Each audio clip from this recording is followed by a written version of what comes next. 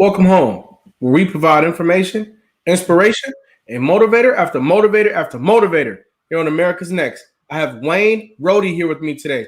How you doing, Wayne? Good. How you doing today, sir? I'm doing great. Excited to have a conversation with you today and get to know you a little bit better live on this broadcast. Before we get started, I want to say hello to each and every person who's tuned in tonight. Whether you be on Roku TV, Apple TV, Android TV, Facebook, YouTube, Amazon Fire, I appreciate you. If you're on Facebook and YouTube, it means a lot when you hit those reactions. When you hit the like button, hit the love button, do the emojis, however you feel, hit the emoticon for that. Drop a comment, ask a question. It lets Facebook and YouTube know that you're getting value out of it. And without further ado, Wayne, where are you from?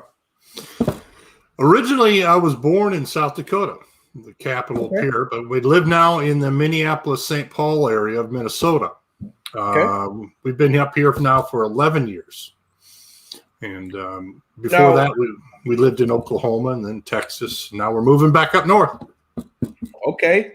You said you were born in South Dakota? Yes, in Pierre, the capital of South Dakota. Okay. And then gradually through my childhood, we moved around in South Dakota and then up to North Dakota. And that's where I finished up through grade school and high school. And then from there, I wanted to get someplace warm because I was tired of the cold up in Bismarck, North Dakota, the winters. And I took a golf scholarship to go play golf down in college, down in outside of Dallas, in Dallas, Texas, at East Texas State University. You got a scholarship to play golf. That means you were pretty good. Well, I thought I was until I ran into those guys down there where they play year round. Right. But yeah, it was good. It was fun. I looked at it as a way to help pay for college. And for these days, you cannot fault anyone for taking any type of a scholarship to get to college. We need more people to do so. That's right. Can you talk to us about what it was like for you growing up in South Dakota, though? What were the Dakotas like? Well, I was young at the time, so I didn't know much, but, up until the age of 6. But we actually left Pierre after 2 years, and then we moved to Mitchell, which, believe it or not, there is this huge corn palace. It's like a civic center, and they got murals wrapped around the whole building. And every year they put in all these new murals, designs, and it's all made out of corn husks. So you have all these different colors. It's a wonderful building to look at, and it's people need to look at it. It's incredible. So then I left there and then started grade school up in Jamestown, North Dakota, and was there for a few years, and then moved to Bismarck, the capital. My dad was a pharmacist, and my mom was a nurse, and so we went as his company that he was working for grew and needed more and more pharmacists, or he started managing more and more stores, and then he just kind of moved up corporate world, and we ended up in Bismarck, North Dakota, and that's where I graduated from high school. Do you have brothers and sisters? 2 brothers and 1 sister. I got a brother who's just a year younger than I am, my kid brother, and he lives out in Capitol Hill in Washington, D.C. Then I have a sister who is 4 years younger than I am, and she still lives up in North Dakota with my mom, and in the same state. And then my youngest brother lives out in the Washington, D.C. area. He's an attorney out there. Okay. What are some of the traditions in the Dakotas? What are some of the cultural events? What does it look like? What does it feel like growing up there? I've never been. Well, a lot of it's flat. Okay. And, you don't have any mountains, but we do have on the western part of the state, we have a national treasure. It's the Teddy Roosevelt National Park, which looks like it's a miniature Grand Canyon. Wow. Okay. And but Teddy Roosevelt lived out there, because he had medical conditions, moved out from the coast and lived out there because it was dry, and he got to be a big rancher, and and so they named a park after him, and it's very large, and it looks like a miniature Grand Canyon.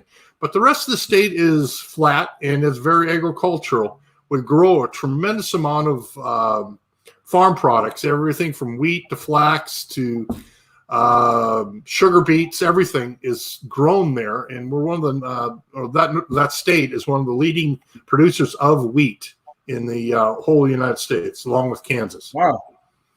Now, are the crops and agriculture changing out there as you look at crops like soy?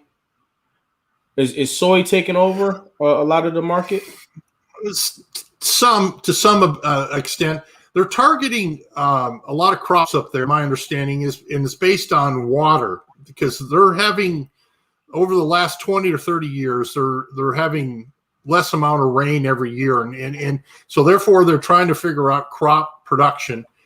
And believe it or not, out in the western part, which is extremely drought oriented, they grow a tremendous amount of a root vegetable called horseradish, one of the largest producers, and it allows you to grow on the ground. And then sugar beets is still a huge producer along the eastern border with Minnesota. And that's where a lot of our sugar in the United States comes from. It doesn't, we got some cane sugar, but a lot of it comes from sugar beets, where it's huge, big beets, and then they grind it down and compress it, and then they get the sugar water out of it, and then that's where sugar comes from. White sugar that we use comes from sugar beets. Yes, along with some cane sugar that you have down in the southern part of the United States or the Caribbean. Right. Okay, that's interesting. So, yeah, it's an agricultural state, pure and simple. Right. Did you guys have agricultural programs for kids? Yes, we did. And it's very, very strong. But I remember, and growing up in the 70s, I graduated from high school in 1979. Okay. But growing up there was a huge emphasis on vocational education. And by that is that there's a lot of the students, junior high and high school, would take agricultural classes, also welding and plumbing and, construction classes, and girls would take it too. It was amazing. Yeah. And we don't do that anymore with our youth. So, we used to, almost everybody in my high school, we would learn how to drive a tractor. Really? We would learn how, a lot of us would learn how to weld, learning a little basic plumbing, basic construction, with wood construction, those things. And believe it or not, those skills stay with people, and you need them every day. The handymans around the neighborhoods now, but a lot of that is that you gain those skills as a kid, and we don't do that to our youth anymore. We don't teach them. And that bothers me, because we need these people, I shouldn't say these people, I'm talking about our next generation of kids, to learn all these different types of skills, so we don't come dependent on just a couple people knowing how to simple plumbing, or whatever happens in your homes these days. You can fix it yourself. Mm-hmm. Right. And but there's a huge demand for vocational education training beyond high school. Mm-hmm. Shortage of welders, plumbers, electricians, all these things. And this is just dynamic opportunity for college, or I should say high school kids that might not be able to afford college, but they can get into a vocational education program for a couple years, and boom, they're out in the world pursuing a career that's very prosperous for them. And I'd like to think that we can get more of these people, our kids, I shouldn't say these people, but our kids focused in those areas. Because right now, I see too many people, or I've heard from my son. I have one son, two sons at 23. I hear a lot of them, or they either go to college or then end up working in a diner. Come on. Yeah. You graduate from high school. Let's get you learn a trade, and become, financially prosperous and go from there. So what you're saying is America is a place full of different types of opportunities, and we kind of getting away from the vocational aspect of it, as if it's some sort of secondary or even tertiary option, when in reality the vocations really are the gears that make America go. And so it's important for us to remember all the vocations out there that aren't the same as going to college, being a plumber, being an electrician, being a farmer, or if that means modern agriculture, go and learn modern agriculture. There are a lot of jobs in these areas because America is growing right now. When I say growing, it's adapting with the times. Right. Like you said, the Dakotas, they're getting less and less rain. That means the markets are changing. That means new jobs. That means new things that need to be stimulated. And so I agree with you. We need to make sure that we don't miss this opportunity as the people of America to get into these vocations and be a part of the evolution of numerous markets in America. 100%. Right. You got these. My neighbor, get this. My neighbor is an electrician by trade. Okay. He owns an electrical company. He's put 4 kids through school, college, as an electrician. But he built up his company. His parents died in a car wreck when he was 18 years old, right after graduation. Okay. And he didn't know he could go to college. So, but he went and he learned it. He learned to be an apprentice, an electrician, and built a business. And now he's got 4 kids that he's put through college. And I'm not talking low dollar tuition. I'm talking some high dollar. University of Chicago's one. Another one is out east, and I think it was Brown University. So you're talking, some serious money. That's right. And he's able to do that. We have to understand that people think that I got to go to college so I can become a doctor. Yes, we can go to a doctor. But there's also a demand. You have to look at not just what you are now, but what do you think is going to be in 10 years? Where is the marketplace going to be? That's right. And you have to be flexible and to prosper in this country. You have to be flexible and you have to act quickly. That's right. Another one is cybersecurity. That's an emerging vocation where you learn how to secure all these internet systems out here.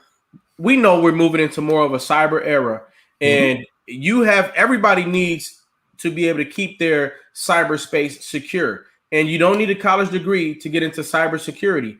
And it's a big demand for something like that. So yeah, vocations move America.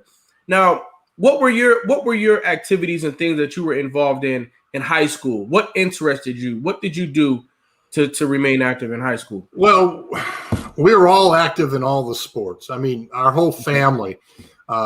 My kid brother was a world-class runner, cross-country and marathoner and track, and he was a state champion in cross-country, state champion in track, long-distance track, all the time.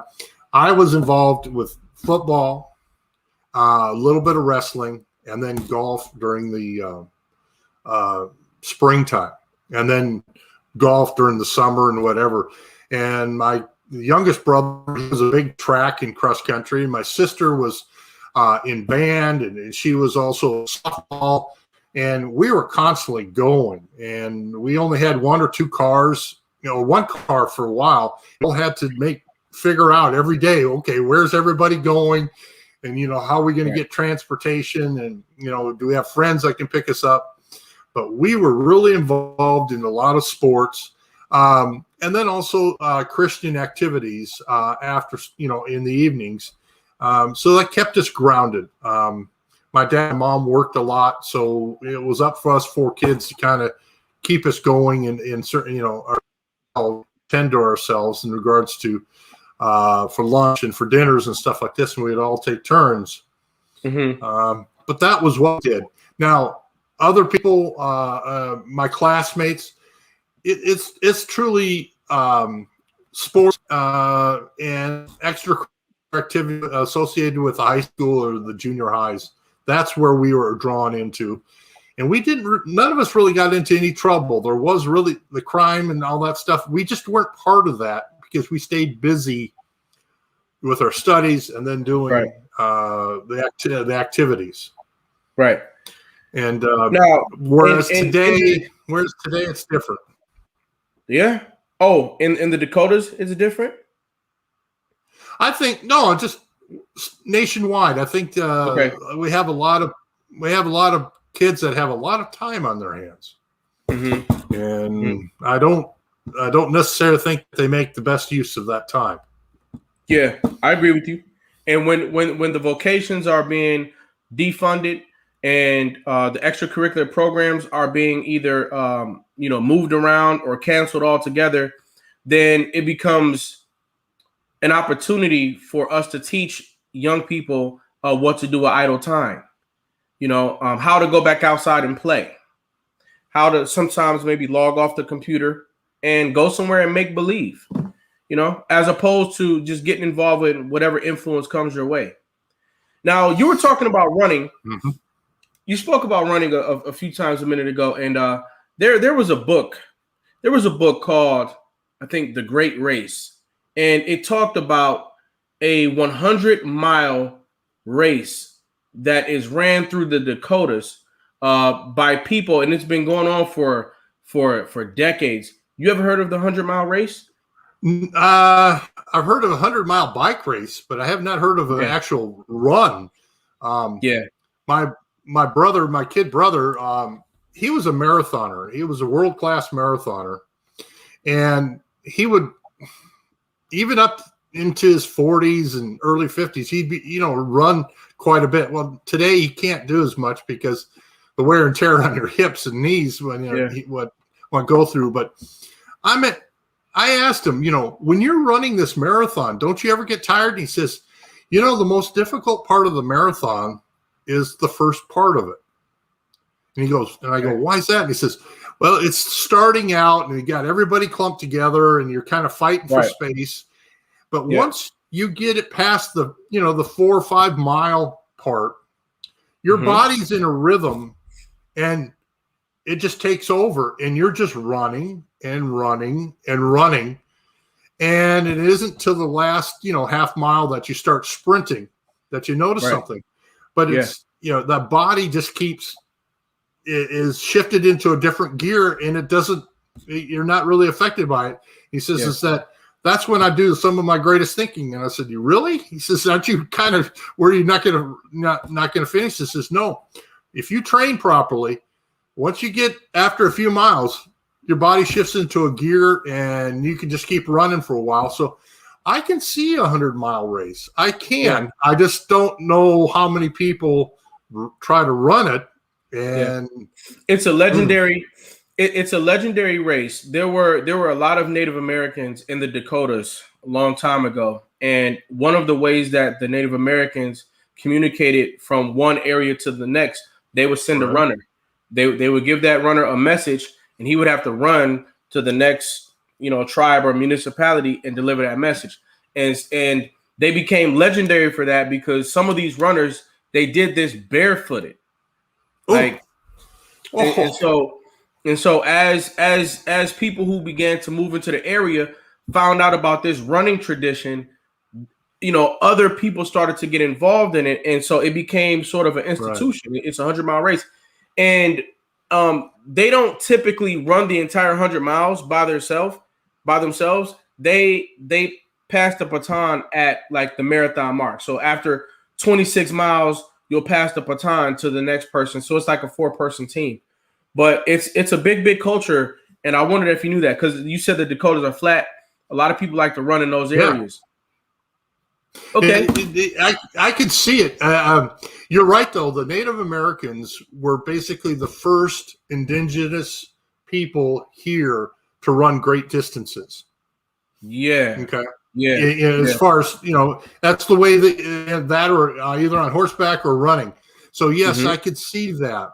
And that made sense. You know what? I remember in North Dakota, there was two big reservations, and they had reservations, and there's two towns there that produced cross-country runners. Get that? It makes sense.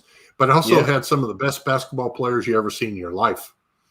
And the athletes that came out of there, they did go to some college, not the big colleges, but they played sports, but they were runners, but they were also basketball players, and they were damn good. They, but yeah, I could see the running. I really can. It's amazing. But there is a whole bunch of bike races. There's a lot of other things. The state mostly is pretty flat, and and it just, if you have a tailwind, you can keep going, and won't have a problem. So yeah. You say it looked like Forrest Gump did when he just kept running across the country. He was happy when he got to the Dakotas, huh? I don't know how long he ran. I several years ago, my son Austin and I were watching that movie, and he goes, "Dad," says, "how far is he running?" And I said, "I have no idea." He says, "We should watch." And then, how many of those Dr. Peppers did he drink when he was in the president, the Oval Office? Yeah. How many of them? And I go, "Where do you think of this stuff, son?" And it's just the things that the kids pick up these days. It's amazing. So that's right.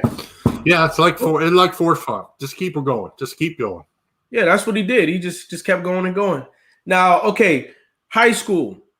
After you finished high school, what were your thoughts about your future? What did you intend to do after high school, and what actually happened after high school? After high school, I really did not understand what I wanted to do. And so I hung around town and worked and honed my golf game, and actually took a year off before I decided to go to college. And because that year I was able to play a lot of what we call junior events, amateur events, and was able to develop a little bit of a reputation and got noticed by some golf coaches down in Texas. So here's the thing is that if I would have went directly to college right after high school to a couple places that I wanted to go, I might not have played golf, and I might not be ending up where I am today. It's kind of interesting. You just don't really know. But what I did is I took a year off, worked, I saved a whole bunch of money, but also worked on my golf game, knowing that I'm going to go to Texas. And sure enough, during that the spring and summer prior to going, a couple golf coaches said, "Yeah, come and play for us." And so I went down there I was going to go down there with a good friend of mine. We were going to go together, but a week before leaving, his father passed away, so he couldn't go. And so I went down there by myself, and I got off the plane in DFW Airport in August of 1980. Get this. It was during their big, huge heat wave of over 100-degree days and the humidity. And it was so hot. It was amazing. I was suffocating because at the end we had to walk down the steps and onto the tarmac. There was no jetway for our plane. And I was just oh my goodness. And I get out the next day and I go out to the golf course and meet the coach. And I see all these cracks in the ground. And he said, "Wait a minute, what's this?" And he says, "Oh, you got to be careful of those. That's where all the crickets live, but your golf ball can get down in those if you get out in the rough." So it was a huge cultural change for me, a shock, going from a state that, high of maybe 90, 85 to 90 degrees to 110 degrees. Yep. And and it's almost like you're, an oven as far as humid, and you're just baking outside. It was incredible. Would you say it was a great decision? Would you say that golf changed your life? It's given me some focus. It gives me a release. It gives me the ability to relax and enjoy a little bit of Mother Nature. Back then, people thinking, oh, I'm going to turn professional golf. The money wasn't there. There wasn't that much money in 1980, 81, 82. The money didn't come to the tour like it is today until Tiger Woods came along in 1996. Wow. So prior to that, you had people who would finish in a tournament and finish and get, you would make a cut and get a check, and you wouldn't make your expenses for the week, because by the time you pay for your travel, your hotel, your caddy, and everything else, you might have, put $400 or $500 in your pocket, and that's it. Now you got to go to the next town. Right. So it was difficult. It's difficult, but the money and the TV and everything. Tiger Woods brought a lot of that, to the tour back in 96, 95 and 96. And I never knew that. I never knew that. So I know that there were other golf legends, but you're saying that in terms of the big money payouts and the media attention, a lot of that. Right. A lot of it didn't come until Tiger Woods came in.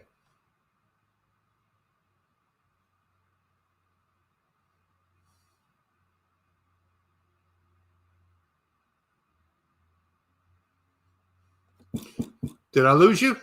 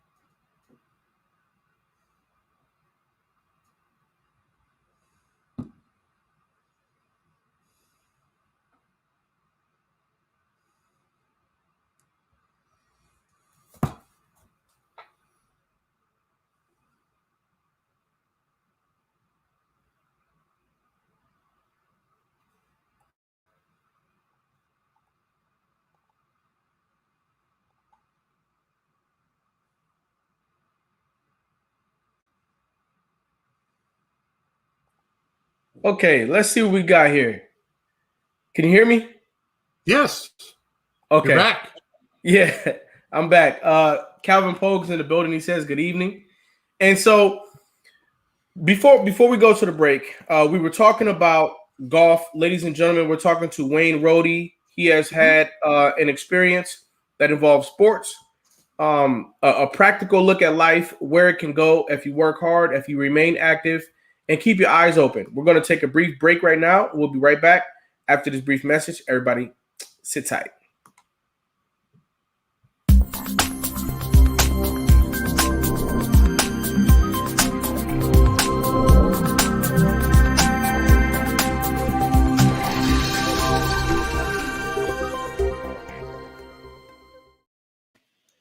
America's Next Motivator. Monday, Tuesday, Wednesday, and Friday at 9 p.m. Eastern. America's Next Motivator. Hosted by me, Cedric Riley, and sponsored by the Pride Empowerment Network and our viewership.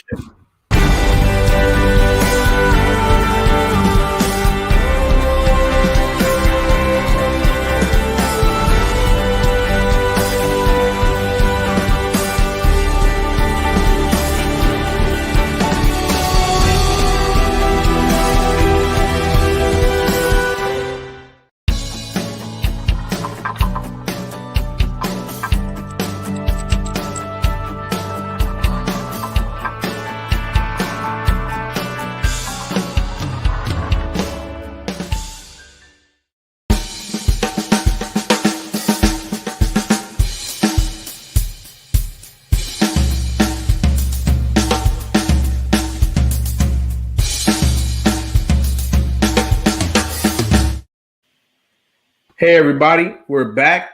Thank you for hanging in there with us. And we're in for the second half of the show. Wayne, how you feeling out there? We're doing good. Hopefully we'll be able to communicate here. I know we had a little bit of a glitch. So Yeah. We'll get back to it. Yeah, without a doubt. Sometimes these things happen on the live show, but we're back rocking and rolling. So now, after high school, you took a year off, but then you went to college. What was college like for you? Different. I was on my own because, my whole family was up north, and I went 1,500 miles to the south and to college. And so I was there to play golf and trying to learn. It was a different culture. I mean, Texas and North Dakota are two different complete cultures, and the way they speak and the way, you communicate with things. But I quickly adapted. I was able to observe and learned some of the things about Texas and different foods, and really fell in love with the state. It was, just within a year, I just boom. This is a great place to live. Yeah, and I went there to learn. I was wanting to study finance and economics, and that's what I pursued through college. And what was interesting is that I was on the, I had joined a fraternity, like the guys. We had, a lot of social activities and stuff like that fraternities did. I had a roommate who was he always called himself a fifth-year sophomore. And, just one of those professional students that just stays in college and never seems to want to graduate, and he wants to build up more and more credits and all this stuff. But 85, finished up college and moved into Dallas because we were living, the university was just about an hour outside of Dallas, and went to work there.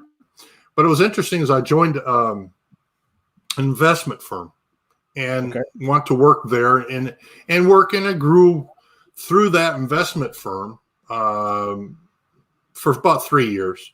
But I got tired of it, knowing that, the ups and downs of a stock market, and it was difficult. The first part, the late 80s, yes, people were making a lot of money. And then, big correction in 87. And by that time I said, you know what, I got to get back to what I enjoy, because I wasn't really enjoying working there anymore at an investment firm. So I started, getting back. Okay, I'm going to go back out and play golf. So on the weekends and during the, in the evenings, I would be hitting balls and practicing, and then left in at the end of 89 and started playing a little bit on the mini tours, and wanted to play for a couple years. So that's what I did. But my body said no. I just did not, the wear and tear on my elbows and on my lower back.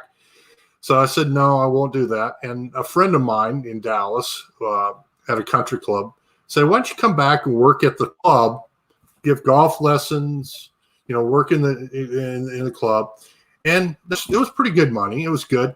And what was interesting is that's where I met a guy that was selling computer software for golf courses, country clubs, restaurants, and stuff like this. And I became really infatuated with it, really understanding and looking at the market, because at that time, golf courses, country clubs, they just were not computerized. Everybody ran cashier, cigar boxes or whatever.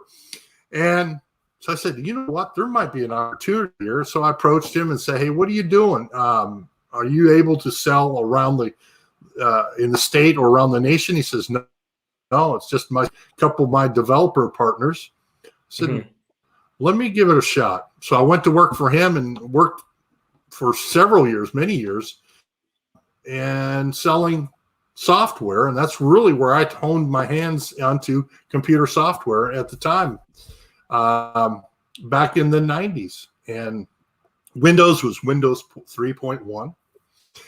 Wow. It was, and then the internet came along with America and that's where you had that dial-up modem and hear all those noises.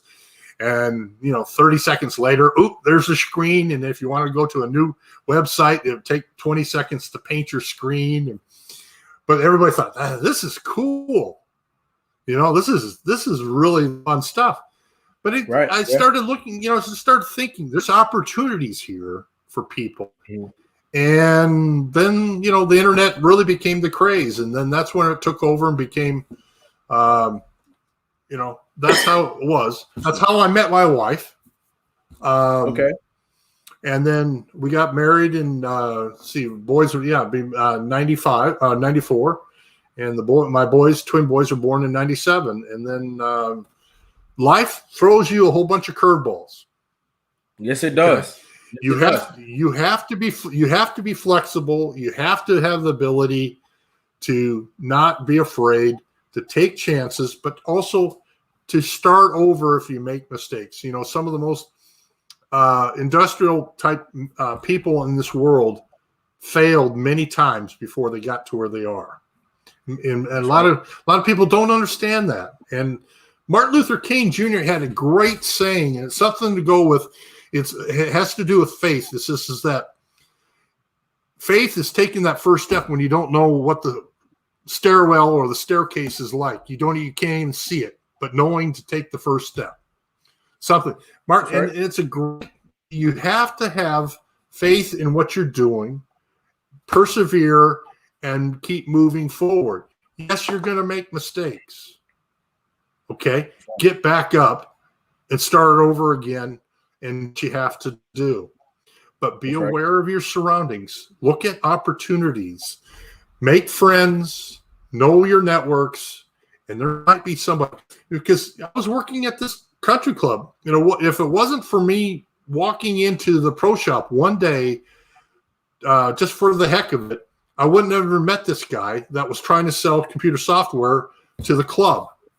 And if I wouldn't have met him, hey, that was my next opportunity for the next 6 or 7 years. So, that's how things work. You never know what your next opportunity is, but you got to be there.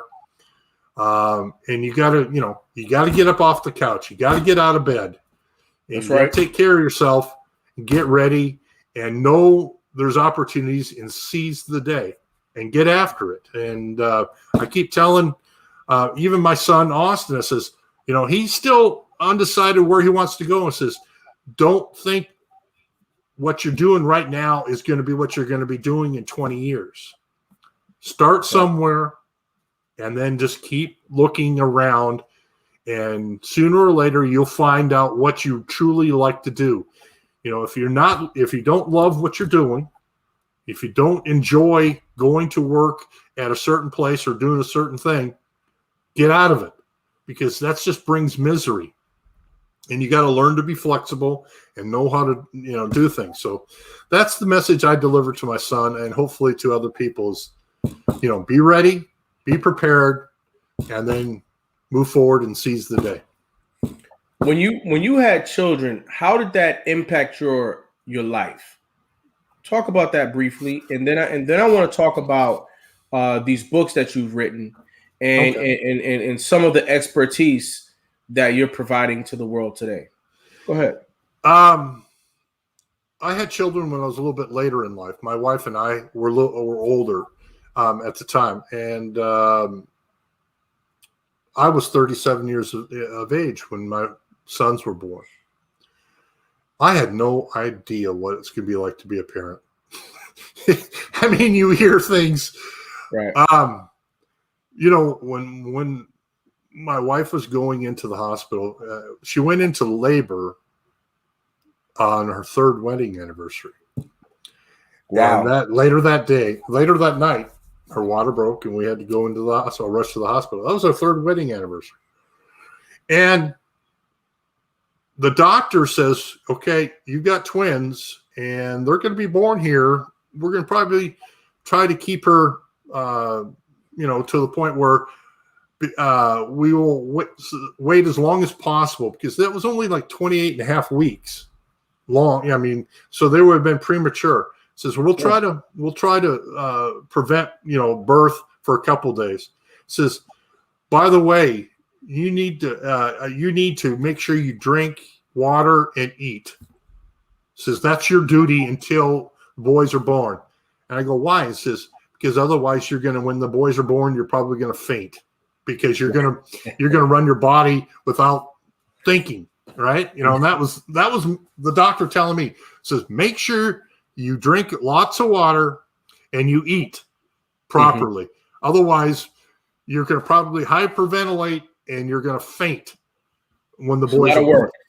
And so, and it was an interesting story.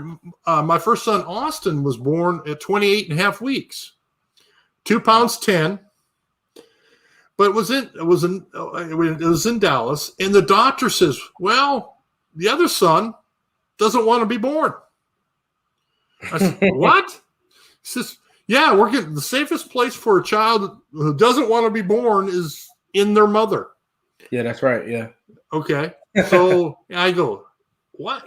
Can you do that?" He says, "Yeah, if it's a natural birth, a vaginal birth." Mm-hmm. But if it's a C-section, yes, then all the children have to be born because of infection, the risk of infection. So I said, okay.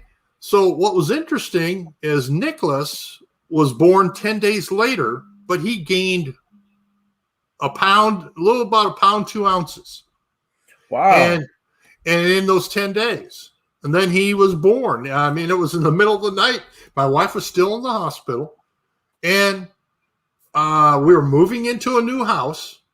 Your wife was in the hospital for 10 days? Well, she was in the hospital for actually 12 or 13 days. 13 days. And we just closed our third wedding anniversary. We closed on a house. Okay. So I had to move everybody into a house while she was in the hospital. And then her mother came down to help. So I was moving into a new house, and my wife's in the hospital, and we're delivering kids. And when Nicholas was born, 10 days later, the doctor was right. I didn't eat for Nicholas. I thought I was going to faint, but it was in the middle of the night, and I caught myself, and he was born. Then they stayed in the NICU, the NICU, for premature babies for another month and a half until they just progressed fast and they grew up fast. And they came home in mid-December, and now, within a year, at 12 months, they were regular size. They were meeting all their milestones. So they caught up fast. But the birth is an interesting, I never heard of what they call delayed interval birth. Yeah. But then the doctor comes back to us, a couple of weeks later when, he comes in and checks on the kids, and he says, yeah, I did another delay of another woman in Dallas where she had triplets 1 week apart. And I go, what? Yeah. I've actually never heard of that until tonight. So that's very interesting. Interesting. It's something, I guess certain doctors, when they're dealing with premature multiple births, if the kids don't want to be born, the safest place is inside their mother, unless there's some other reason why they need to be, to be born. But that's the way it is. And I never heard of it before. It's an amazing story as far as what I still think and go, how did this happen? But it's the way it works some days or sometimes. So that's where it is. And then, then the tragic events happen at the age of 13 months to Nicholas. And then that's shaped my life and my wife's life from there and going forward. Talk about your book. Talk about your book, The Vaccine Court. What's the book about? The book is a legal book. It's actually about a legal process in the United States, a federal process. People think it's a vaccine book. It's not a vaccine book. It's about a legal court system that's set up for people who have been injured because of any type, most types of vaccines, whether it's a child or an adult. You actually can file a claim, because in the United States, we're not allowed to sue the manufacturer for damages. Right. Other industries, you can sue a manufacturer for defective product and damages. Pharmaceutical products for vaccines, you cannot. You cannot sue them for damages. So you have this legal process. Now, it was established, passed law in 1986. It started in October of 88. President Reagan's the one that signed the legislation going forward. He had a lot of doubts about it. He didn't really like it, but the Congress got him to push it through. And people were able to submit petitions, generally for children and for injuries. And back then it was the old DP vaccine causing a lot of seizures. A lot of children died from it. And so they were compensated, and that whole process is there. But there was a switch in the policy of it in the early to mid 90s, and became very litigious, very adversarial, because Congress wanted a very quick, efficient, fast, and generous program. By the mid 90s, it became the opposite of that. And I personally looked at it because our son Nicholas was vaccine injured from the MMR at the age of 13 months. His twin brother, no reaction, no problems. But Nicholas suffered a severe reaction. It was later an encephalopathy, which is a brain injury. And slowly but surely over the next 18 months to 20 months, he lost his speech and lost his ability to play appropriately. And to this day, he is nonverbal, and he's totally dependent on our family for care. But when we figured out that we had a possible case to look for compensation to provide resources for his care, the money's not the parents, so they don't get to go out on a vacation. They don't get to buy a car or whatever. It goes, if you're compensated, it goes for the care of that individual, period. And we looked at it. We went to an attorney that practices in this area, expertise in this area. And he says, you got a great case. There's only one problem. There's what they call statute of limitations. You only have 3 years from the symptoms to filing. We were 3 years, 9 months. We were already done. We had no chance. Oh, wow. We were barred by U.S. federal law from seeking compensation. And the Supreme Court has already ruled on it. You cannot change that. So it's right now, until Congress changes it, it's 3 years for injury and 2 years from death.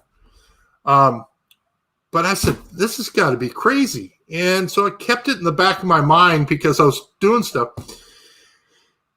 But in the meantime, I had to deal with Nicholas, and he later regressed into what we call severe regressive autism. And we were trying to figure out, and insurance denials, they wouldn't cover any treatments, medically proven, clinically proven, medically necessary treatments. And they refused. So in Oklahoma, when we lived in Oklahoma, we moved up there in 1999, they did not, the state does not require insurance companies to cover autism, but also other disabilities. So if you had a disabled son or a grandparent, a certain age, whatever, certain disabilities, you might have very limited insurance coverage, especially children. Very limited insurance coverage, even for basic medical care. Right. Okay. So we started cranking up, and in 2005, 2006, I just got fed up with these insurance denials. So I started researching, went to the law library, started reading tremendous things regarding insurance mandates and things like this. And we started a movement in Oklahoma. And at the time, there was only a couple states that did require insurance companies providing coverage. And that was Indiana, and then Texas, and South Carolina came on board in 2007. And I reached out to the people in South Carolina. They sent me their information. And I said, we're going to do this in Oklahoma, but you can't do this by yourself. because you're up against the Chamber of Commerce and you're up against a very powerful insurance lobby. Let me ask you something. What exactly were you forming? Were you forming a council? And what was like a grassroots movement to get people to come out of the woodwork and say, we got thousands of people. And they communicated with their legislators. We would show up at the Capitol with moms and dads with kids in red wagons. And it was nuts. And the media just started going, wow, look at this. And they started bringing cameras in. And as we walked into a state legislator's office with our kids, all of a sudden we had a TV station's, camera with us. And it started getting pretty nervous for the legislature. But we grew a movement, a grassroots movement. And it took us a few years, but we still couldn't get anything done. And so we decided we're going to find another state that does allow insurance coverage. And I reached out to a friend of mine up here in Minnesota. He says, yeah, come up here. So my wife got recruited by a large bank to do information technology for them. And we made the move, not knowing exactly where we're going. I mean, we did that's a big leap of faith or a step of faith, like as Martin Luther King would say, not knowing where that bookcase is going to lead us. Right. We moved the family up in 2010 and we started there. So I had to reinvent myself, trying to figure out what I'm going to do. And that's when I started, okay, I'm going to go back to the book. And I started writing the book, and I made hundreds and hundreds of phone calls to parents stuff because I wanted to get to understand them. 285 interviews with families, sometimes 2, 3, 4, 5 hours a piece, talking about their experiences dealing with this vaccine court and the problems. And that's the first book that came out in 2014. My publisher came to me early last year and said, hey, let's do a revision of it. Okay. So I put together and I updated it and then added some new chapters and wrote about some other issues regarding this legal process. It's not a pro-vaccine or an anti-vaccine book. It's about the legal process. And so we got that coming out, and that should be released at the end of this month. The printer will be done. Is Vaccine Court 2.0, which then led me to my next project, and that is the podcast. So I talk about legal rights, civil liberties of people regarding the COVID epidemic, the lockdowns, what are your choices, prevention of mandates and prevention of this government-sanctioned vaccine passport. But the bottom issue is allowing people to make their own decisions for what's best for them and their families. Not the government, not the state, but you as an individual, as an adult. What's best for you should be decided by you, not by someone else. That's right. We've learned a lot today in terms of vaccine court. I wonder how many people out there knew that you have no legal standing after 3 years if your child has been injured by a vaccine. And our children take a lot of vaccines these days. It's not the same as it was in the 70s or maybe even the 80s. Sometimes you take 3 or 4 different shots. You take multiple vaccines in one visit now. And you wonder, you hope that these series of vaccines don't have a harmful impact on your child. Lo and behold, you've done the research to discover that thousands of people are impacted by this. This is where you are a hero for thousands of people across America today. When you do the research to discover, is this a thing? Did this just happen to my child, or is this happening other places? Hundreds of interviews and thousands of people showing up at different capitals proved that we have an issue when it comes to vaccines and our body's reception of them in this country. So thank you for the work that you've done.